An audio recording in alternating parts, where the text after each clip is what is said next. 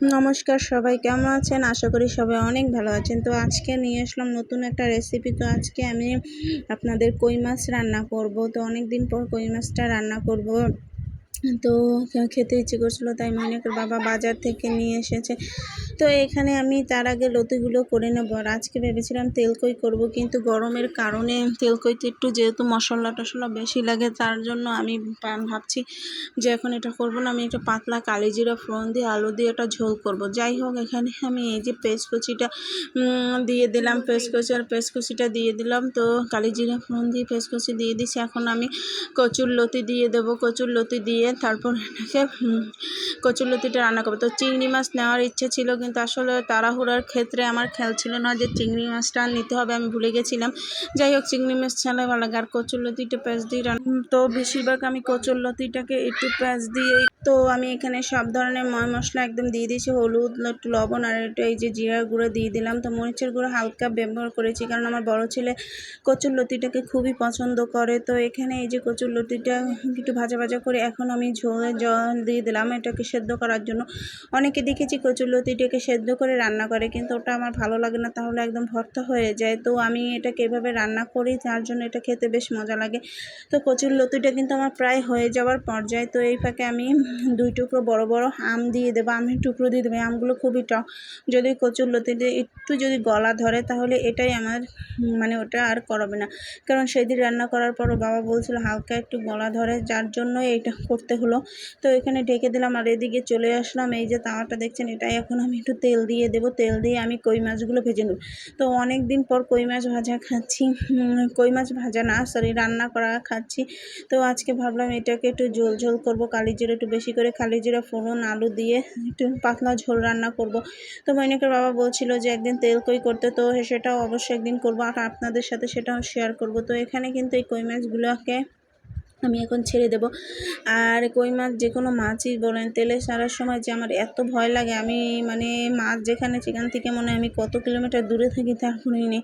যাই হোক, এখানে মাছ 3টা ছেড়ে দিয়েছি। আর আমার বড় ছেলে মোটেও মাছ খেতে চায় না, তো তাকে বকা দিয়ে মাছ খাওয়াতে হয় আমার।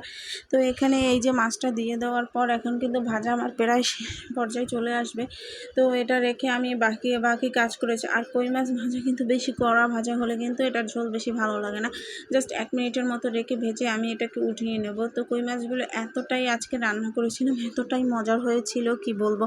তো যাই হোক, এই যে কই মাছটাকে আমি ভালো করে ভেজে এখন উঠিয়ে নিলাম। প্রায় 1 মিনিটের মতো রান্না করেছে, ভেজে তারপর উঠিয়ে দিয়েছি। এখন বাকি যে কই মাছগুলো আছে, তো সেটাকে আমি এখন ছেড়ে দেব। তো এখানে কই মাছ ভাজতে ভাজতে ওদিকে হালকা একটু মেঘ করেছি, ভেবেছিলাম বৃষ্টি হবে, কিন্তু আসলে বৃষ্টির কোনো দেখাই নেই।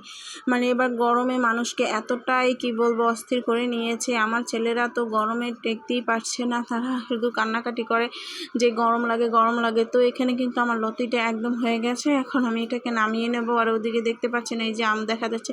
এরকমভাবে রান্না করলে কিন্তু লতি খেতে কিন্তু তাহলে কিন্তু যে একটু অল্প একটু গলা ধরে সেটাও কিন্তু ধরে না।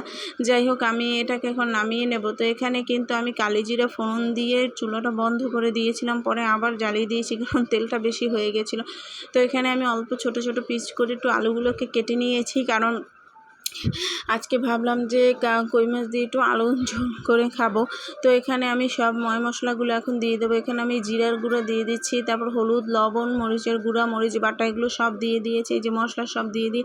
এখন মশলাটাকে একটু ভালো করে আমি ভেজে কষিয়ে নিয়ে তারপর একটু হালকা জল দিয়ে দিয়েছি। এখন আমি এই জলটা কষানোর জন্য রেখে দেবো। তারপর এটাকে যখন জলটা টেনে তেল বের হয়ে আসবে, তখন আমি ঝোলের জন্য জল দিয়ে মাছটা দিয়ে দেবো। তো এদিকেই কাজ করতে করতে অনেক কাজই আমি করে এসেছি। যাই হোক, এখানে আমার কিন্তু এই যে কচুলতিটা একদম জলটা কিন্তু শুকিয়ে গেছে, এখন এটাকে নামিয়ে নেব। আর এদিকে কিন্তু এই যে দেখুন একদম কিন্তু আমার মশলাটা কষানো হয়ে গেছে। আমি কিন্তু একদম মশলা কষি একদম তেল বের করে তেল বের হয়ে গেছে, জলটা কিন্তু এখন নেই। এখন এই পর্যায়ে আমি এখানে একটু ঝোলের জন্য জল দিয়ে দেবো। ঝোলের জন্য জল দিয়ে তারপর আমি এক এক করে মাছগুলো ছেড়ে দেবো।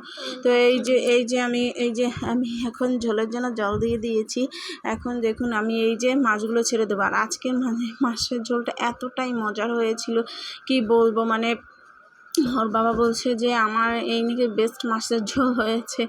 জানি না, আমার কাছেও বেশ অনেক ভালো লেগেছিল, কারণ অনেক দিন পর তো কই মাছ খাচ্ছি, হয়তো তার জন্যও ভালো লাগতে পারে। তো এখানে এই যে আমি এখন তো এখানে কিন্তু এই যে মাছগুলো সব দিয়ে দিয়েছি, আর আমার ঝোলের কিন্তু আমার পর্যাপ্ত পরিমাণ ঝোলও দেওয়া হয়ে গেছে। তো এখানে এই যে আমি এখন এলাচি আর দারচিনির গুঁড়োটা দিয়ে দিলাম। আমার মাছের ঝোল একদম কমপ্লিট হয়ে গেছে, আলু সেদ্ধ হয়ে গেছে। তো এটা রান্না করতে করতে আমি বাকি যত কাজ আছে সে কাজগুলো ছেড়ে নিয়েছি। তো এই ঝোলটা যেহেতু হয়ে গেছে, এখন একটু পর আমি এটাকে নামিয়ে নেব। আর এদিকে ছেলেও কান্নাকাটি করছে, ওর খুব খিদে পেয়ে গেছে, আর এখন বাজে প্রায় 1:30টার মতো। তো যাই হোক, আজকের রান্নাটা আমার একটু তাড়াতাড়ি করেছি, আর আমি বলেইছি গরমের ভিতর রান্নাগুলো আমি একটু তাড়াতাড়ি করতে মানে চেষ্টা করি। তো মাঝে মধ্যে তেমন তাড়াতাড়ি, আবার মাঝে মধ্যে খুব দেরি হয়ে যায়। তো এই যে আমার তৈরি হয়ে গেল কই মাছের কালিজিরা ফোড়ন দিয়ে এবং আলু দিয়ে। তো এই যে রান্নাবান্না একদম কমপ্লিট হয়ে গেছে। তো আমার ভিডিওটি এই পর্যন্ত। যদি আপনাদের ভালো লেগে থাকে অবশ্যই লাইক কমেন্ট শেয়ার করতে ভুলবেন না। ভালো থাকবেন সবাই, টাটা।